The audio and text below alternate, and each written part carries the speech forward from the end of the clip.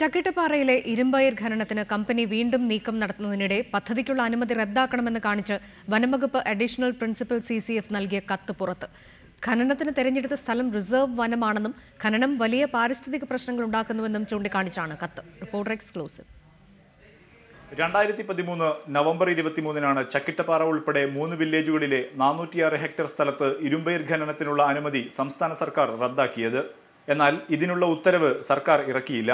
ഇപ്പോൾ ഖനനത്തിന് അനുമതി തേടി കർണാടകയിലെ MSPL കമ്പനി വീണ്ടും കേന്ദ്രത്തെ സമീപിച്ചിരിക്കുകയാണ്.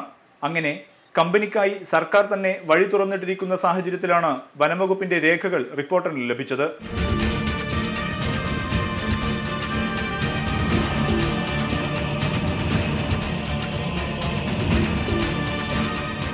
കഴിഞ്ഞ ജൂലൈയിൽ വനംവകുപ്പ് additional principal CCF additional chief സെക്രട്ടറിക്ക് നൽകിയ കത്താണിത്.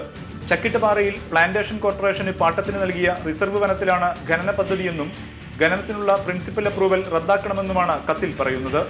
പശ്ചിമഘട്ടത്തോടും മലബാർ വന്യജീവി സങ്കേതത്തോടും ചേർന്നു നിൽക്കുന്ന പാരിസ്ഥിതിക പ്രാധാന്യമുള്ള പ്രദേശമാണിതെന്നും കത്തിൽ ചൂണ്ടിക്കാട്ടുന്നു. ഈ കത്ത് സർക്കാർ നിലപാട് സംബന്ധിച്ച ദുരൂഹത വർദ്ധിപ്പിക്കുകയാണ്. KM Shaheed, reporter, Kozhikode.